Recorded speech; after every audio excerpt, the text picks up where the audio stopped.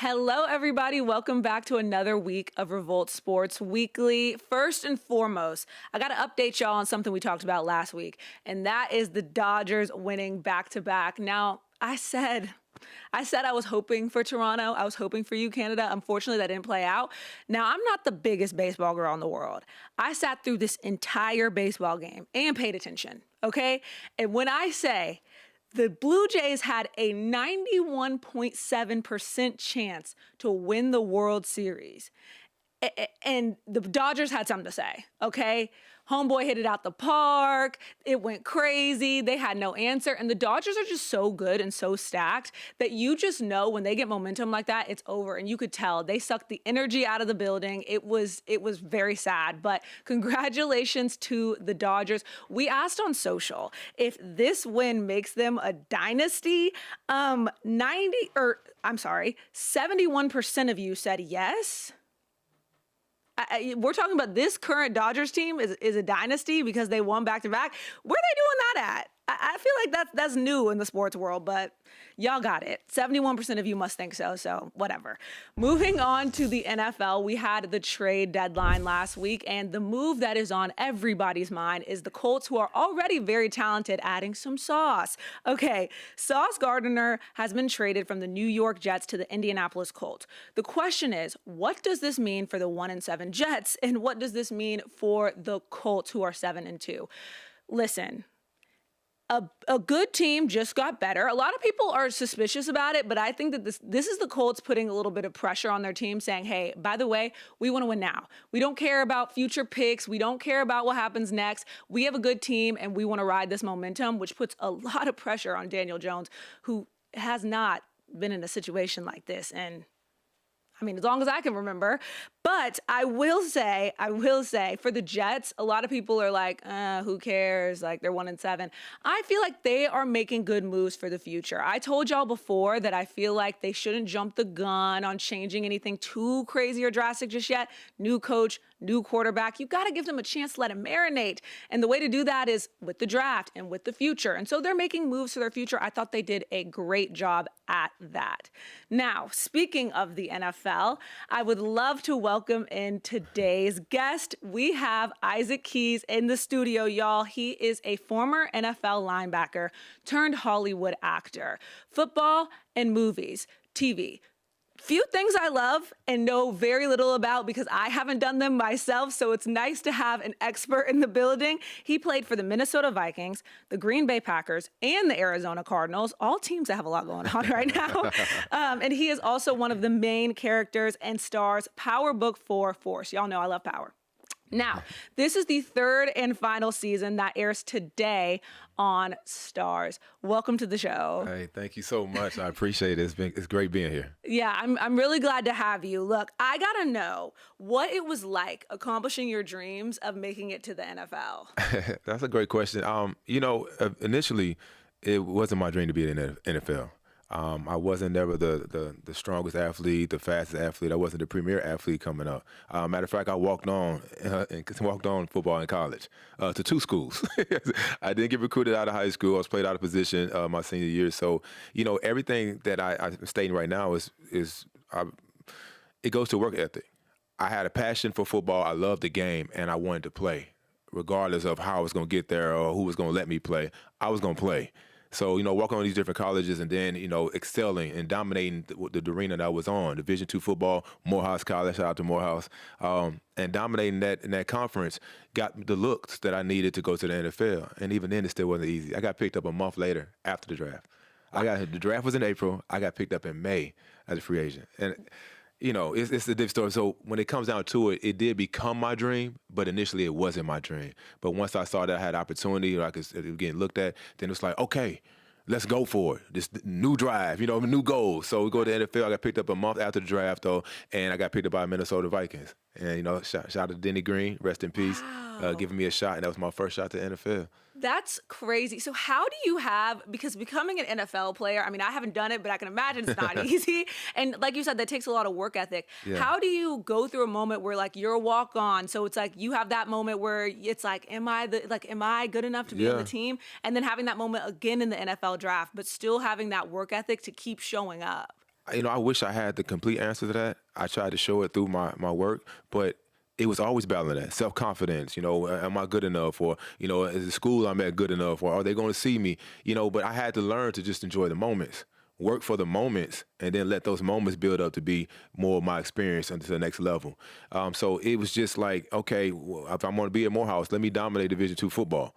Let me do that. And then if I can go to the NFL, okay, I played defensive end in college, then moved me to linebacker in the NFL. So I had to learn the position all over again.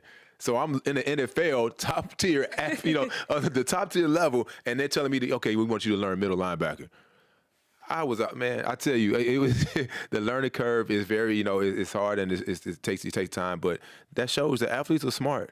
Like, athletes are very smart to be able to take a playbook and be able to learn it, digest it, and be able to then go out there and perform it just like that. Oh my gosh, I was in sports management at Georgia, and I had all the athletes in my class, and I used to always say, I don't know how they act like they don't know what's going on in school, because football, the field's a ruler, the playbook is confusing. Like, I don't know how more athletes aren't valedictorian, because y'all are smart. It's time. Like, you got to think where you put your time at. When you're a student, you have more time to be put forward your work. But you as an athlete, they already been up for 4 hours before class even starts. Yeah. Working out and then trying to perform there and trying to keep the headspace to be able to go out there and maximize perform at the optimum levels. So you're doing that, then they go to school. And, come on, we're not really excited about the classroom. Nobody's really excited about the classroom. It's what you have to do. So, you start to learn. You have to do what you have to do what you want to do. Amen. Amen. And they have to go, y'all. They had somebody standing at the front just making sure the athletes are there. So misconception that they don't have to go. No, they got to go. Exactly. Now, I'm curious, because you played for a few different teams, as I mentioned. Who was your favorite team to play for? My favorite team was the team that kept me around the longest. Arizona Cardinals. Arizona Cardinals is my favorite team. I have, definitely deep feelings for the Minnesota Vikings because that was my first opportunity. And to see Denny Green, the head coach at the time, give me a shot. But then he went over to Arizona, a few years later. So when I trickled down from Minnesota to Green Bay, they got the opportunity to go to Arizona. Denny Green was there, so he gave me the shot twice. So I have so much respect for that. And, when somebody gives you a shot, you just want to do your best to be able to fulfill the opportunity. So Arizona, I was there for 3 years, 3 seasons, and they gave me an opportunity to continue to grow and continue to play. And, I built a lot of relationships from there. What's the culture like in Arizona? I'm from Atlanta, so I only really know how the Falcons fans get down. But I've been hearing a lot about Arizona in the press, and I'm like, what is the culture like down there? It's weird because I didn't, back in, 2004, and I didn't know anything about Phoenix, Arizona. All I knew was Charles Barkley and Kevin Johnson played for the Suns at the time, right? And then I get shipped out there, and as we landed, I'm like, it's really brown. It's like everything you see, mountains and sand, it's really brown. Like, what is this place? Being from Midwest, St. Louis, Atlanta, Minnesota, that type of vibe. I'm going to Phoenix, like, what's going on here? The desert. The vibe is great. And I'm going to tell you when it changed, though, when Negroes found out about Phoenix, Arizona, back when they had the Super Bowl and the All-Star game in the same year, back to back, Negroes were coming out there like, oh, this is nice. They start buying houses out there. They start looking like it's nice. And then the other part of it is that there is a culture. There's a black culture out there. People think, there's no black people out there. There's plenty of black people out there. But Phoenix is that place where you kind of get away a little bit. You're able to buy your house, and you're not dealing with so much of the dramas of a big city, of so much going on. It is one of the largest cities, but it's just one you can really relax and just kind of let your hair down. Yeah, you're replacing the buildings with like sand and dunes mountains, and rocks. Go hiking, long exactly. walks. It's Watch peaceful. out for the scorpions, but yeah, they good. Yeah, and yes, there are black people in Phoenix. I went to WNBA All-Star there, and I was like, wow, there's a lot of us out here. I liked it a lot. Everywhere, that. Facts. You just got to find us sometimes. You find us. Yeah. Now, I have to ask, because you played in Arizona, you said that was your favorite. Do you have a take on all of the craziness going on in Arizona? For those watching who don't know, basically, Kyler Murray got hurt. They put in Jacoby. And it seems like everyone in that building is like, he's such a great leader. This is so awesome. They beat the Cowboys in Monday Night Football. And now all the analysts are like, Kyler Murray's out of there. It's done. You can't keep up with all the drama that goes on with the Cardinals. I never could. I couldn't keep up when I was playing. And it's like I always said it's one of those can't get right organizations. They just can't get right. And it's like we still don't have pinpoint why.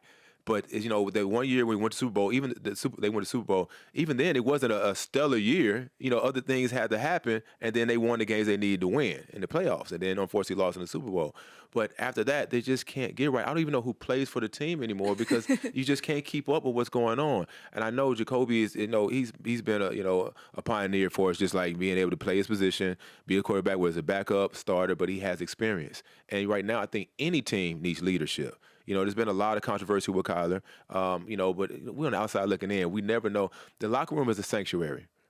And you will never know. I don't care what kind of reporting they do like that. You'll never know exactly what's going on in that locker room, the chemistry between the team, because it's private.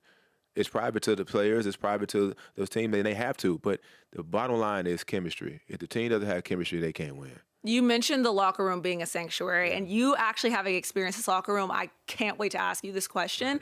We've had so many moments this season with a guy like A.J. Brown or a guy like Tua Tagovailoa kind of telling us what's going on in that sanctuary, being like, well, they're late to team meetings, or being like, if they don't want you, you got it, Bible verses and whatnot.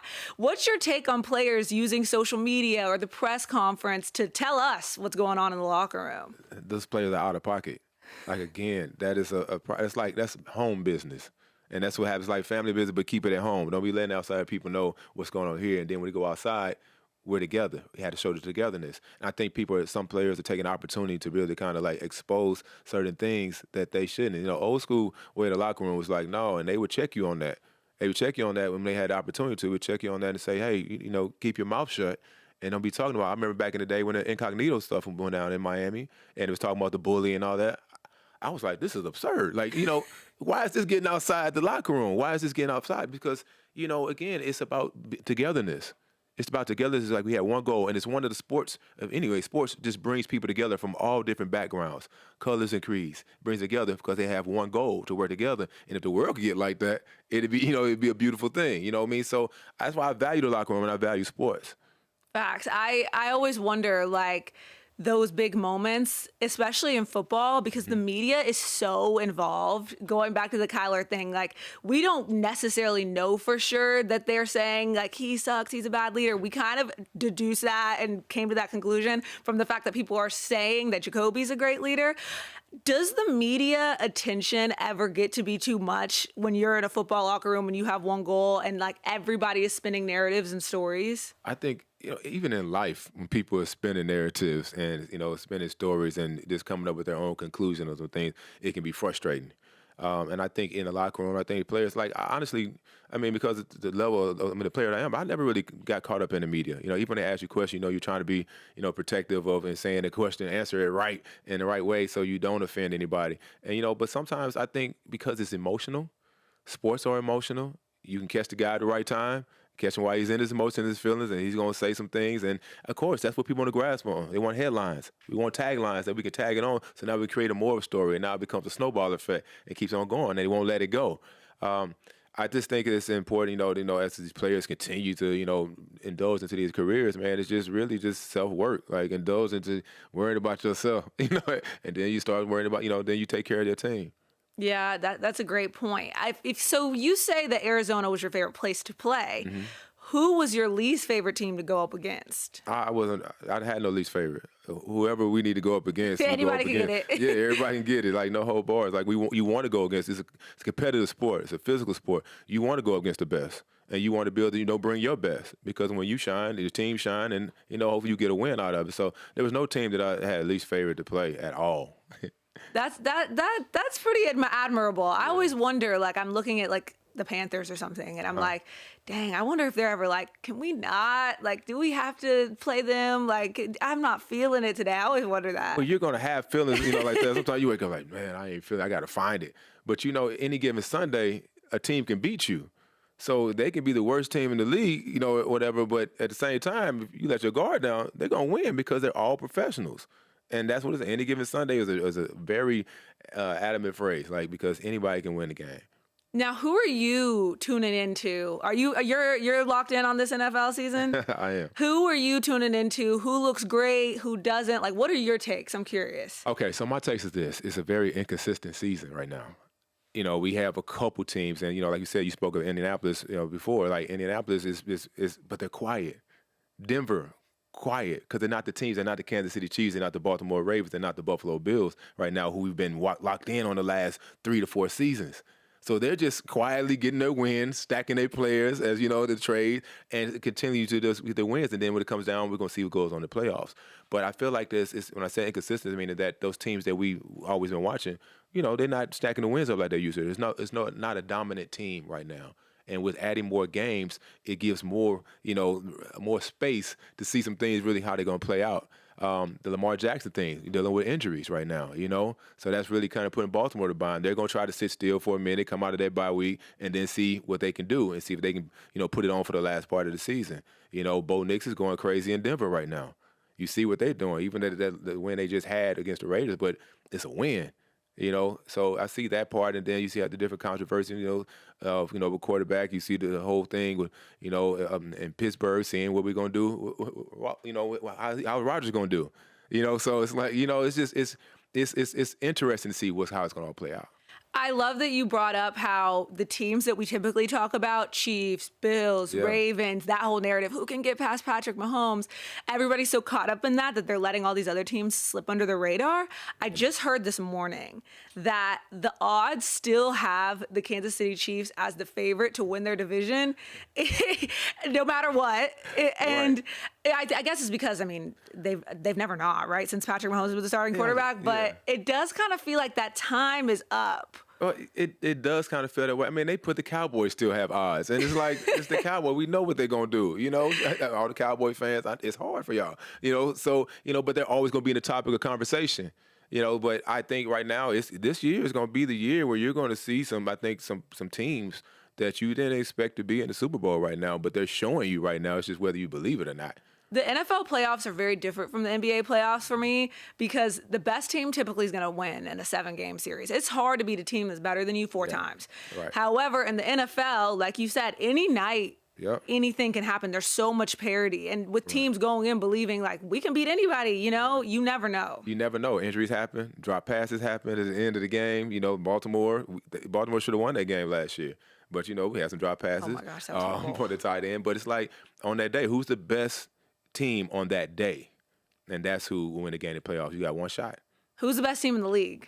That's the question. On today. Best team in the league right now is, I'm going with the Colts right now. Their run game has been strong. Their pass game is strong, and they're still a physical team. And it's like right now, it's like, do you have an answer for all of those? I think they can beat you in so many ways. They can run the ball, they can pass the ball, and now, they're adding sauce to it. It's like now they just have a different type of energy, and it's like perfect timing because at this time of the year, it's like you need a pick-me-up, because it gets a little mundane. You're trying to win, the injuries are starting to happen. So that energy of bringing that new player in is starting to pick up, okay, we got a shot. We're strapping the shoulder pads up a little tighter, and get ready to go out there and make plays. I always wonder if when your team makes a big move like that to win, hopefully, is that more of a pressure thing as a player? Like, oh, they're serious. Like, we got to get this done this year. Or is it like, all right, let's just go out and play our game? It has to be some sort of pressure, right? Yeah. Pressure is good in its own way, because it gives you that motive. And I think that the players, they looking at it as like, well, this is our goal anyway, was to win. But now we feel the backing of the front office like they really trying, okay. And as you said, it's like they putting all in for this season. Like, and that move said like, okay, we're doing well. We're winning games. Now let's put that caveat onto it to go ahead and see how we can finish this season out. Yeah, I have to ask, are there anybody in the league or any teams that you're specifically rooting for that you want to see do well? Well, I always rooted for the team that paid my bills. That's a team I'm rooting for. But I look for like players. Like I like to see players succeed. I like to see them. Like I was Lamar Jackson. I like seeing him succeed because he's just he's a player that's a very relatable player, and because of who he is and now that they're in transit, changing the game in his own right.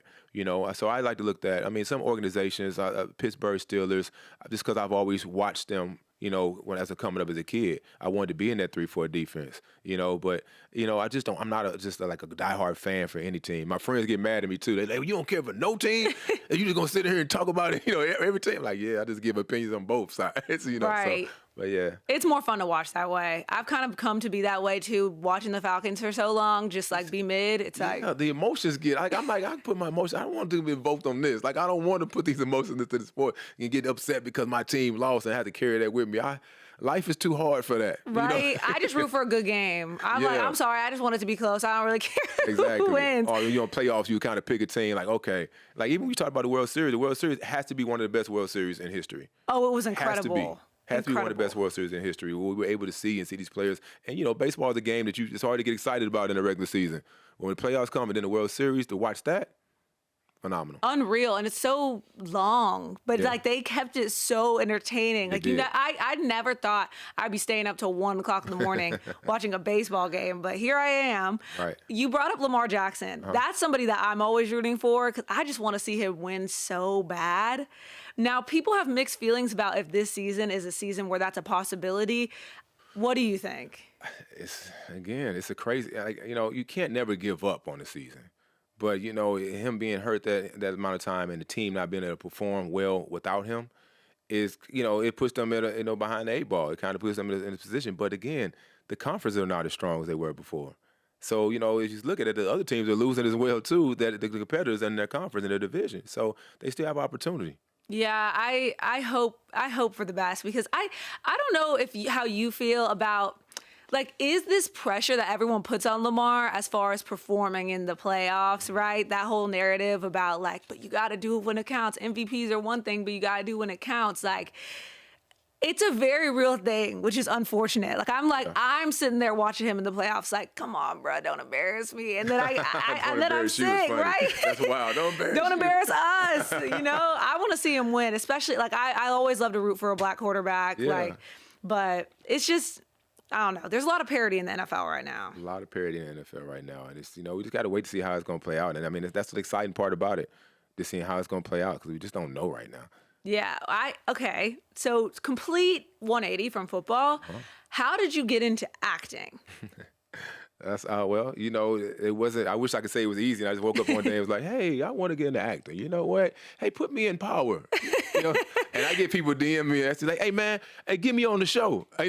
Get me on Power." And I'll be like, "Bro," and so it's the short answer right now for an interview is that I left football not on my terms. And that's already a hard journey, and that's a hard thing to try to accept. When you have to, doing something so long, you put so much passion and love into it, and you put your body on the line for it, and all of a sudden somebody says, "Hey, no, the phone stopped ringing." And you're like, "No, but I still got more in the tank. I'm good." I'm 30 years old at the time, like figuring like, and that's old in the NFL. I'm like, wait, but no, I'm not old. I've been preserved, preserving my body. So I was trying to figure it out. And I think, as that kind of ties into some of the things that, we're talking to today of just like mental health. At that time period, I didn't have the avenues or know about mental health. So I was trying to battle the fact of having something stripped away from me that I've just put so much into and all my focus into, and now feeling unfulfilled, feeling inadequate, feeling like less than, and then feeling ashamed. Because I'm sitting at this point of like, okay, from NFL player, and I was always a grinder. Like, it wasn't a big name player. I was grinding. Every year was a different fight. So to get into that point, it was like, what am I going to do next? And you really sit still like, what am I doing? It's like somebody closes the door on you and you sitting there like, huh? And then I don't know where to go, left, right, down the middle, so I was trying to figure it out. And as time kind of went on, I had spoke on some panels and speaking, I had somebody would kind of put me in these arenas to talk. I ran across some actors. And at the time it was Lamar Rucker and Lance Gross. We were speaking on the panel, shout out to them. And we were speaking on the panel in Essence, like New Orleans. And as we were talking, I was like, wow, all the attention they're getting. like getting a lot of attention. Later on, I realized is that I just wanted the gratification of all the work I was putting into football. I wanted to feel like, hey, great job, Isaac, or feel my that energy come fulfilled. That when I saw the acting side, I was like, well, I like that. And I didn't know what I liked. I just saw the tendency. So eventually, people say, you got to go to L.A., you got to take acting classes. I'm like, I'm in Phoenix. There's nothing in Phoenix right now to take acting classes. So went to L.A., and I started taking acting classes. Acting class became therapy. That was the therapy before I knew I needed therapy.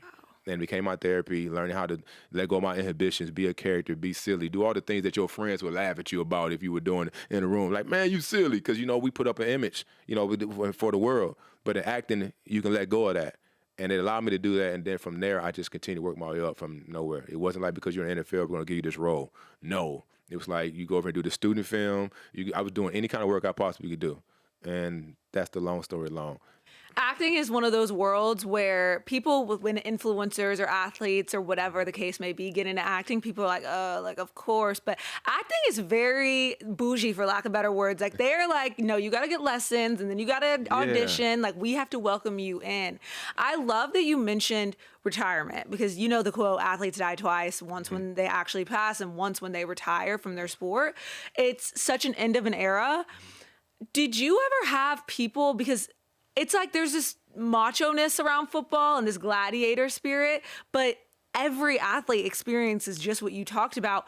Were other people talking about this experience or open about like, hey, this feels like I feel a little inadequate, the words that you were saying? Mm-hmm. Did you have other people to relate to on that, or were you just kind of like floating on that boat? At the time, I feel like I was floating on that boat. And it's not just athletes. Like, it's people that leave their corporate job, it's people that leave a relationship. When you're trying to find your new identity, who are you? Because you're this person doing that. So for me, I was this person playing football. And yes, we're in a masculine sport where physicality is key. And, and also being smart. And being able to put that masculinity on, you have to put it on. Because if you don't, then you're deemed weak. And when you're deemed weak, then now, oh no, we can't use you. We don't need you at this point. You won't survive in this game or in this sport or whatever it may be. So you put that exterior on, you carry that with you. So when the sport is gone or when you leave the relationship, you're still holding on to that exterior and you still haven't tapped into who you really are or being able to feel like it's safe to be able to be that person, to be vulnerable, to be able to be the person that you really are, because you have to be this other person for so long. So it's a tough change. It's a transition. It's a pivot. And if you don't have help, you get lost and it just kind of like a storm. And, I think at this point, it's very important for us to talk about it. And I used the opportunity to, put me in a place where I decided to write a book. And, I called the book, The Grind Don't Stop, It Just Changes. Because it's really about all the lifestyle we do. We grind to do this position. You waking up in the morning, going there, maybe not feel like going to work, having to do your hair, but at the same time, and all the things, make sure you look good to perform for everyone out here. But you may not feel like it that day. So I take it all the way back from stories from being a child, of just trying to figure out how I am, being a carefree child, being naive, all the trouble I may have got into or stuff, all the way from every phase of life, from elementary school, junior high, high school, to being, to college, and to being a young adult. And I really take a deep dive into vulnerability because stories help people. And if I can share my story to help others, then that's what I want to do. Yeah, going through that process of writing your book, was there a moment where you got to a part of like, going through your own story and looking at your life from a third person lens, almost writing about it in a book? Was there ever a moment that you were like, whoa, like I didn't really realize I felt that way? It was multiple moments I felt like that, where I'm like, well, that's why I am. That's why I moved. That's why how my relationships have been, why I've been distant from my relationships, because I was emotionally unavailable, because I was giving so much to sports or giving so much to, that I was emotionally unavailable for this relationship here. Like, I don't know where I'm going to be at next week. They may cut me and I'm leaving this city, So, it was those things, being a child, realizing how that I was very trustworthy as a kid. Hey, yeah, you can play with my toys. Here, take those. And my mom be like, boy, you better get your toys back there. You're never going to get them back from that kid. And they come back broke. I was always giving people the benefit of doubt. But learning these things about me and my matriculation through life of how it's made me the person I am today. And, talking them deep dive. Like, we talk about your first time. You talk about, fights. And you talk about the relationship with your parents. I talk about all those things and talk about how the allure of the streets. All those type of things. I take a deep dive. And I think these stories are relatable not just for me and you, but for the young kids, for people in corporate America, for people that's in, everywhere from, just any walk of life. Because the grind don't stop. It does. It just changes. I think it's really brave to be able to try something new. And I really admire the fact that you went from being a linebacker in the NFL to being like, I'm going to be an actor, because most actors come from being theater kids or whatever, right. But you came from the NFL. Yeah. How was that transition as far as, the grind doesn't stop, it just changes, but how did your grind change when you went from NFL linebacker to actor? It was one of those changes where it was like I still felt I was still checking my self-confidence. I was intimidated at first. When you go into a class and you have somebody such as yourself, and we were going to lines, and this person's damn near off book already, meaning they already know their lines, and we just got them. You like, and you're looking and you're not good. Like, you're not good. It's like stepping into something that you haven't done before, and to be able to say, okay, well, I'm gonna keep coming back. I'm gonna keep showing up. that's a testimony to your fortitude and to myself. I'm gonna keep showing up. I know I'm not good right now, but I can figure it out. And what I've learned is, like you mentioned, like, most people are thespians. They come from, theater school or been there. I come from life. So once I learn how to be able to use my own experiences and be able to substitute into the experience of the character to find their truth, then that's when I was like, oh, I get it. And now it's like, 'cause it's because it's a real person. We act more in our everyday world than I act on set. Putting on for other people, putting on to, how you perform. Hey, I'm going to call you right back. You're not calling the person right back. You're not going to do it. I'm going to walk in this meeting. You're not going to the meeting. You just don't want to talk right now. We act so much, dating and our relationships. It's hard to be our authentic selves. So when I'm able to find the truth in a character, I'm being that authentic character. And that feels gratifying as a person. And then it shows you a little more of who you are in a weird way, because it's like, oh, I'm nothing like that. And it kind of puts up a mirror to you. How did Power come about? Because we're in the final season, Power Book 4 Force. How did that role come about? It came out, honestly, just like any other audition. It came in as an audition. When I read the character breakdown, I said, hold on. This is me. I was like, the character's going through a transitional period. He wants to be somebody different than what he used to be, in that aspect. But he also was, caught up in, had family, and he was trying to figure, things. The depthness of the character felt like me. And I did audition, and this is right at the 2020, end of, like October. I do the audition in my homeboy's garage. We do self-tape, trying to worry about COVID still lingering around. And I did audition, and then I got a call back for the audition. I'm like, okay. Because people don't understand this, that in this world, so many people have to say yes before you even get the role. Like, you can do it. Like, I'm auditioning it's probably another 200 people that audition for the same role. And then they narrow it down from there. And then you get the call back. Do that. They narrow it down from there. Then they got to the test read at that point of doing the test read, which is where they already give you your contract. They show you how much you're going to make if you happen to get this role. And you sit there like, huh? You're like, this is going to change my life. Like, I'm going to pay rent what this do I have month. to do to get you to hire me? Exactly. And then you have to go do the audition after you see all of this. So the mind game that's played along with that is, something that you have to adjust to. So did a test read with Joseph Secor at the time, right on like a Zoom call, and everybody's on it. And we did it. I closed the laptop. I sighed. Like I said, okay, all right. And the phrase that helps me is, what's for me is for me. It's one of the hardest ones to live, easy to say, but what's for me is for me. But I felt so strongly about the audition and felt so connected with the character that I was just hoping that they saw the same thing. And I got that call back later on, and I'm talking about, you thought you saw Michael Jordan jump up there and fist pump and Tiger. Like, no, I jumped up, hit my head on the ceiling in my apartment at the time when they told me that I got the role. And I was still in disbelief for like 3 months before we got on set. I was in disbelief. I was like, I'm not getting that character on Power. I've been such a fan of it. So it's like, I'm not getting it. And then I'm on Power. But yeah. It's such an iconic franchise, and congratulations for getting that role.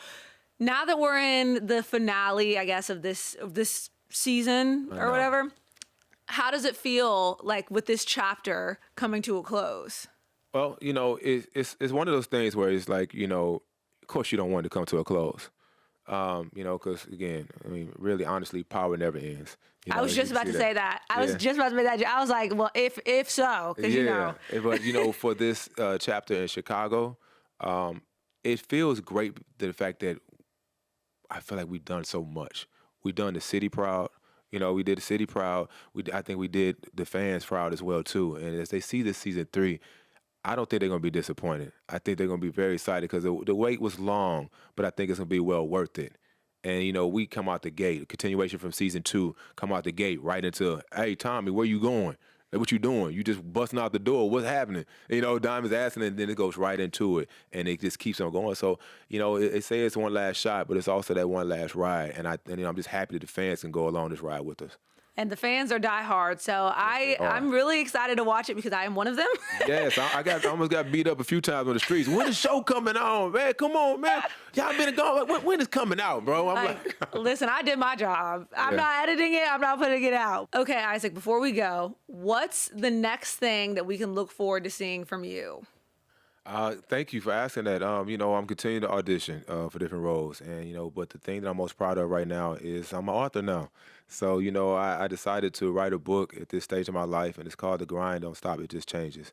And it's a deep dive into just all phases of life, using my stories and through my lens, but in a way that I feel like anybody can relate to.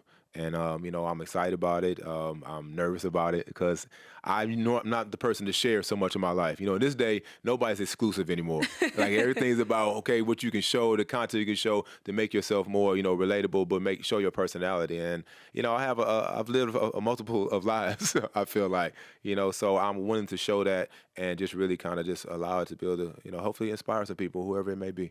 Yeah, you have a lot of knowledge. I mean, acting, NFL, you've been through a lot and experienced a lot of grind. So I'm sure that you have a lot of great information to share in your story. So thank you for sharing that with the world. Appreciate for sure. it. Y'all make sure you go check it out. That's right.